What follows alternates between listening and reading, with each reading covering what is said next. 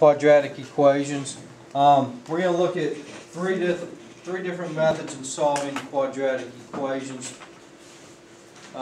First of all, standard form, ax squared. We've already done standard form, ax squared plus bx plus c equals 0. Before we did quadratic functions, graphing quadratic functions, right? So that was y equals ax squared plus bx plus c instead of 0. Write down your definition for the zero product property. If a times b equals 0, then you know that either a has to be 0 or b has to be 0. If you multiply two numbers together and get a product of 0, then one of the two numbers has to be 0. That is the zero product property, and we're going to use that when we solve by factoring. Yes? Could both of them be 0, or is it only one? Both of them could be 0. So A and or B? Correct. Okay, does everybody have that down? Alright, let's look at the first example.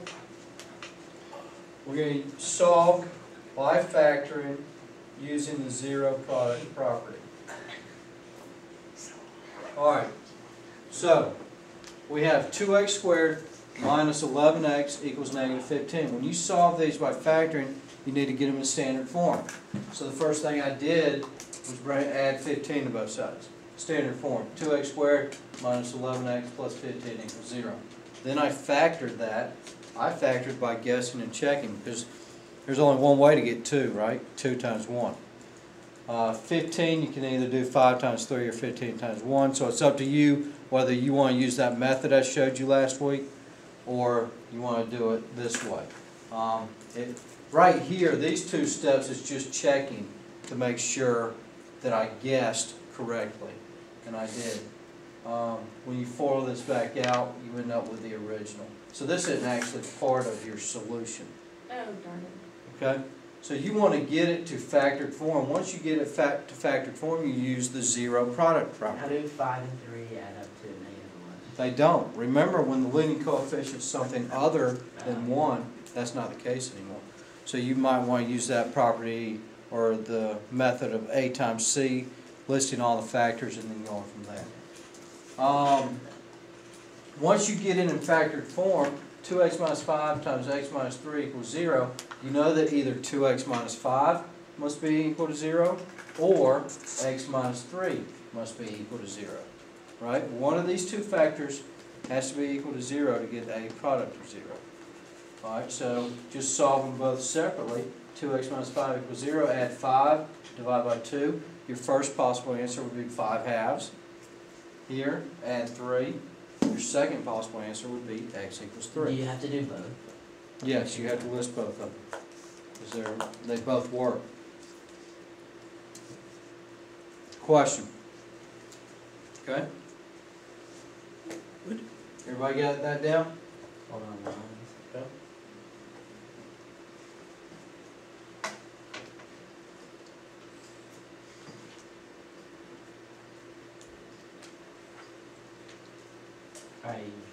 Good. Next one is another method, which is the square root property. So we had the zero product property, now we got the square root property. If you don't have a b value, it's probably easier to use the square root property. Just get x by itself like we always have. In this case, 5x squared minus 180 equals 0 is the problem. So to get x by itself, you would add 180 to both sides and then divide by 5. Then you get x squared equals 36. To get rid of the square, what's the opposite of squaring something? Square rooting it. Okay? So when you have x squared equals 36, I'm going to square root both sides, which leaves me with plus minus 6. Make sure you put the plus minus.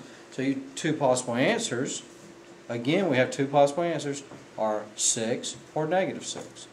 Okay? Either one of those you plug in would work. So when you get x squared equals 36 and you take the square root, it has to be plus minus. And if you think about it, when you square 6 you get 36. When you square negative 6 you also get positive 36. Alright? So if there's not a b value, you want to use the square root property. That's the easiest way to do it. Okay? Or the quickest way to do it. When there's not b value. if there's not a b value. Hey, you could still factor it if you wanted to. Nah. What's the first thing you always do when you factor? Raise one. GCF. So let's do that one by factoring. What's your GCF there? 5. When you take a 5 out, what are you left with? X squared minus 36. Yeah. And that factors to what? That's a difference of squares right there. So what would it factor to? X minus X 6. And X minus 6. x Plus plus 6. Right? X is minus. And my two possible answers would be 6 or negative 6. Can we use this method on the quiz? Well, you are going to have on the quiz a difference of squares problem, but there's no solving on there. All right, now the last method, this is the one that I told you have to use your calculator right now. I'm going to show you other methods in other sections, but right now we got to use the calculator because right here, this goes back to what we did in example 1. There is a b value. How did we solve example 1? We factored, right? Is this factorable? No. There are no two numbers that multiply to give you 2 and add to give you negative 5. So you must go to the calculator now because we cannot factor that. How come you can't how come you can't set it both to 0? So what both to 0? Here? Yeah. What do you mean both? Since they both equal 0, then how come A can't equal? I don't have any factors there. There are no factors. First step, if we do this like we did in example 1, you would have to factor this to 2 binomials. I don't have any binomials there. There are no two numbers that multiply to give you 2 and add to give you negative 5. Oh, so you have to factor 2 binomials in order to use the definition of 0 thing? In order to use the 0 product property, yes. All right, so we're going to go to our calculator, so have your calculator out and go to y equals. What? Go to y equals on your calculator and type in that equation, x squared minus 5x plus 2. Now, the last class struggled with this a little bit, so pay close attention. And hit graph. When you hit graph, you should get something like this. Yeah, how do you do x squared? 2 lines on the math. X squared. You got it? No. Line like that. So. Yes, sir. Here's x, right here. Here's squared, right here. Okay, minus 5x plus 2, and hit graph and just get an idea of what it looks like. So let me hit graph. That's really cool. That's what it looks like. And what we're looking at here, we're looking for our solutions. Where are our solutions from the graph? What was it? You have two possible solutions. Your solutions are where you're crossing the x-axis. Okay? Because that's where y will be 0. That's what we want. We want it to be equal to 0. All right, does everybody understand that? We are looking for where the 2 points where it's crossing the x-axis. Okay, Yeah, what do we press? just hit graph, and you'll get the picture of the graph. Okay? And your two solutions, again, are where you're crossing the x-axis. So now we got to find those solutions by hitting second graph. And, no, second calc, sorry. Aw. Now what do we do? What if we Just, already hit that's okay, just hit it again. What? Second trace, which is calculate. And you should get that screen. And we are looking for the zeros. That means that we're looking for where it's crossing the x-axis. So hit 2. And you'll get a cursor up there. Your cursor might be different from where mine is. Do we always hit 2? Yes, because we're finding the zeros. So it's asking me for left bound of the point. Okay, the point we are looking for is right here. You see that? Okay, is my cursor to the left of that point right now? No. No. Which point? There's my cursor, here's my point. Yeah. Am I to the left of that? Yes, I am. Okay. The point I'm looking for is right here on the Yeah. x-axis. Oh, the cursor is to The the left. cursor is to the left of that point. Point. So I'm okay. The cursor just has to be anywhere to the left of that point. So What right point now, are we looking your cursor might be different from mine, which is fine. So just hit enter as long as you are to the left of that point. What's the point we're trying We to can move it to the left, right? The point I'm trying to find is Yeah. right here. Right there. Why are That's you one trying to of find them, and then you have to find that one.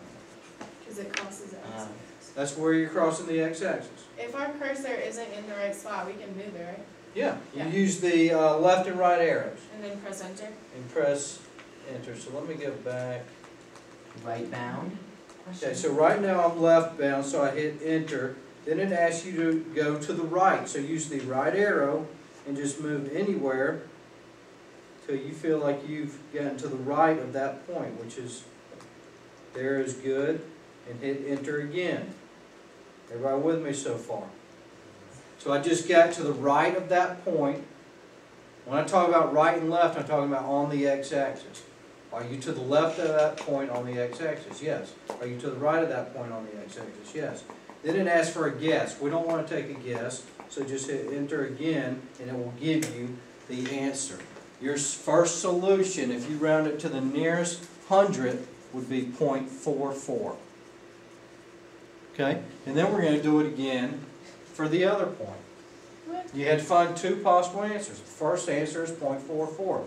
The second solution will come from this point of intersection. Wow. So hit second. Hit second. Trace. We want to find the other 0, so hit 2 again. And let's move our cursor pretty close. I mean, right now it's to the left. You could hit enter right there if you want to. I'm just going to get it close to that point. Okay, that's What good. is it? Oh, the other one? Yeah. So right now I'm to the left of that other point. So hit enter. Now I want to be to the right of that point. So just keep hitting the right arrow until you get to the right of the point. Okay? Hit enter. Hit again, ask for a guess. I don't want to take a guess. Hit enter again. Your other solution, if you round it to the nearest hundredth, would be 4.56.